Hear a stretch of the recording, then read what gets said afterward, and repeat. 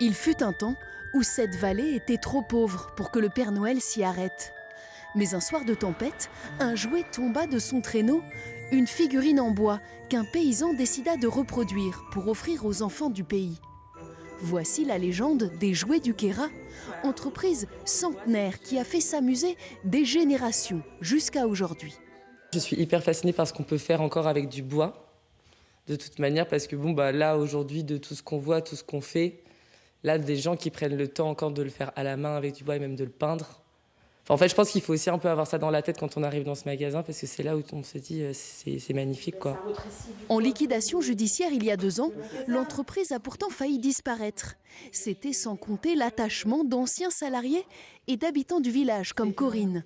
Ils n'ont ménagé ni leur temps ni leur force pour que les machines continuent à tourner. Moi, je dis que c'est le patrimoine local, c'est le patrimoine du Queyras. Et donc, à partir de là, ce patrimoine, on ne le voyait pas s'effondrer alors que c'est là depuis 1920 et que ça a été mis en place. Il y a eu des hauts et des bas, mais ça a toujours, c'est reparti. Et là, on a prouvé que ça pouvait repartir encore. Donc, je crois que c'est ça l'important. L'association est donc devenue société coopérative et emploie 3 salariés toute l'année.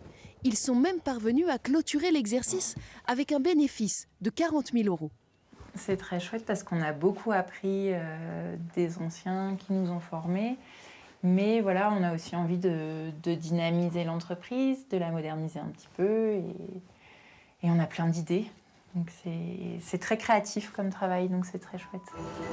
De nouveaux modèles côtoient donc désormais les traditionnelles marmottes. L'entreprise s'attache même à ouvrir toute l'année pour que le Père Noël n'oublie jamais plus les enfants du Queyras.